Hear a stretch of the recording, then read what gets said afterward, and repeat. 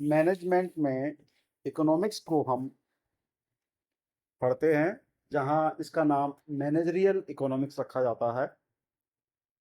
इसमें भी हम डिमांड सप्लाई और इसके बैलेंस को समझते हैं, और डिमांड सप्लाई की जो पूर्ति करता है वो मार्केट, जहाँ व्यवस्थित रूप से होता है वो मार्केट होता है। और इन सब क्रियाकलापों से इनकम इंडिविजुअल को प्राप्त होती है, या इंस्टीट्यूशन को, या ऑर्गेनाइजेशन को।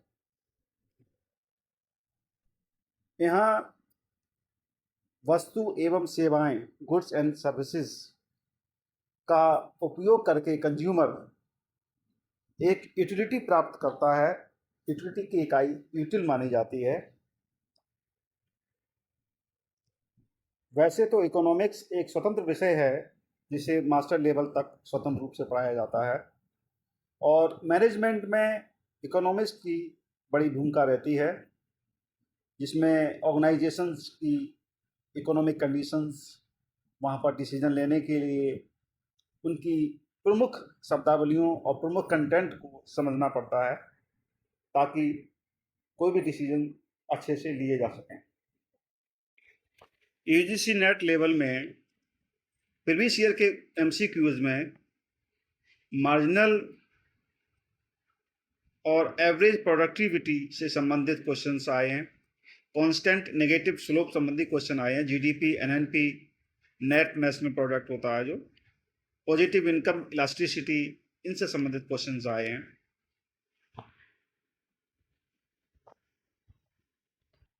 देखिए, किसी भी बिजनेस एंटिटी को रैशनल डिसीजन मेकिंग करनी पड़ती है, और उनको रैशनल डिसीजन मेकिंग को फॉर्मुलेट करने के लिए जो समस्याएं आती हैं, उसमें इकोनॉमिक जो कंसेप्ट्स होते हैं वो मदद करते हैं। मैन्सफील्ड के अनुसार भी यही कहा गया है कि रैशनल डिसीजन मेकिंग को फॉर्मुलेट करने के लिए जो समस्याएं आती हैं, उसमें इकोनॉमिक कंसेप्ट्स का प्रयोग होता है। अब नेचर की बात की जाए कि मैनेजरियल इकोनॉमिक्स का नेचर कैसा होता है, तो चूंकि यहाँ हम फर्म से संबंधित अध्ययन करते हैं, तो फर्म में माइक्रो इकोनॉमिक करेक्टर होता है इसका, और ये conceptual as well as empirical भी होता है। मैनेजरियल इकोनॉमिक्स की स्कोप की बात की जाए तो डिमांड एनालिसिस और forecasting, cost and production analysis, pricing theories, profit analysis and investment analysis, और कंपटीशन इन द मार्केट, इन सब से इसका स्कोप रहता है। और मैनेजरियल इकोनॉमिक्स की जो महत्व है, सिग्निफिकेंस है, वो ये है कि ये फोरकास्ट करने में मदद करता है डिमांड एंड सप्लाई को मैक्रो लेवल पर। फर्म की जो मैक्रो लेवल होती है, वहाँ पर डिमांड सप्लाई की फोरकास्टिंग करने में मदद करती है। ये महत्व है इसका। और भी बहुत सारे महत्व हैं ये, जैसे कि प्रोडक्शन कैपेसिटी और प्रोडक्ट मिक्स की प्लानिंग में ये असिस्ट करता है, मदद करता है। इसी प्रकार से यूटिलिटी के बारे में जैसे बताया, तो यूटिलिटी को यदि यूटिलिटी के यहाँ पर दो कंपोनेंट होते हैं, प्रोडक्ट यूटिलिटी और कंज्यूमर्स यूटिलिटी। फिर आगे हम मार्जिनल यूटिलिटी को पढ़ते हैं, एवरेज यूटिलिटी, टोटल यूटिलिटी, जहाँ टर्म को समझा जाता है, law of diminishing marginal utility, law of equi marginal utility, cardinal utility, ordinal utility इत्यादि को समझा जाता है। बजट लाइन, प्राइस लाइन, पूरी इकोनॉमिक्स में डिमांड, लॉ ऑफ डिमांड और elasticity of demand, price elasticity of demand, यहाँ पर फैक्टर भी, डिमांड इलास्टिसिटी के जो फैक्टर्स हैं जो प्रभावित करते हैं, उनको भी समझा जाता है। तो इस प्रकार से पूरी इकोनॉमिक्स को समझकर हम एक फर्म के महत्वपूर्ण निर्णयों में सहायक बनते हैं। मार्केट जो स्ट्रक्चर होता है, उसके कंसेप्ट को भी हम समझते हैं। यहाँ पर डिमांड की फोरकास्टिंग भी होती है। तो इस प्रकार से जो भी महत्वपूर्ण टर्म्स हैं, यहाँ तो हमने डिमांड, मार्केट और इनकम को लिया है। तो इकोनॉमिक्स में माइक्रो लेवल पे फर्म जो भी डिसीजन लेती है इनको महत्वपूर्ण और बेहतर तरीके से समझने का प्रयास करते हैं।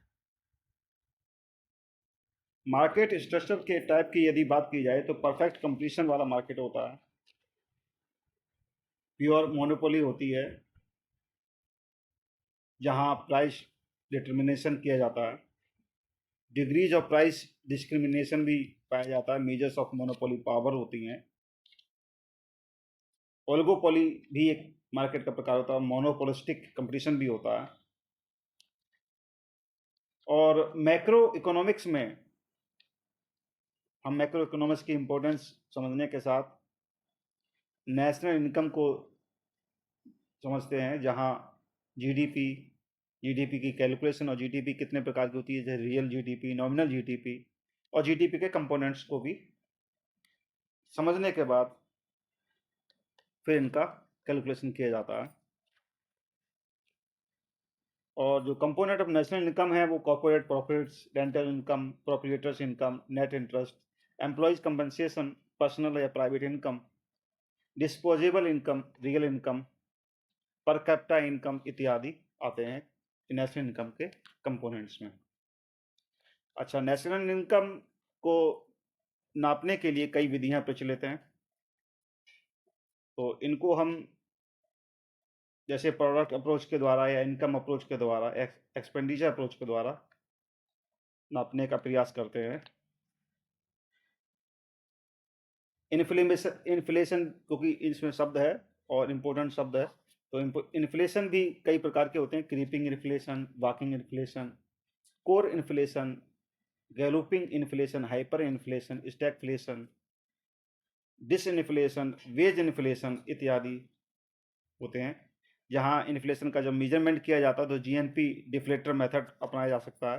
प्राइस इंडेक्स को आप ले सकते हैं, consumer price index, wholesale price index लेके समझ सकते हैं। प्रोड्यूसर प्राइस इंडेक्स भी होता है, कंज्यूमर फूड प्राइस इंडेक्स भी है, कॉस्ट ऑफ लिविंग इंडेक्स है, कैपिटल गुड प्राइस इंडेक्स है, इत्यादि को हम समझते हैं।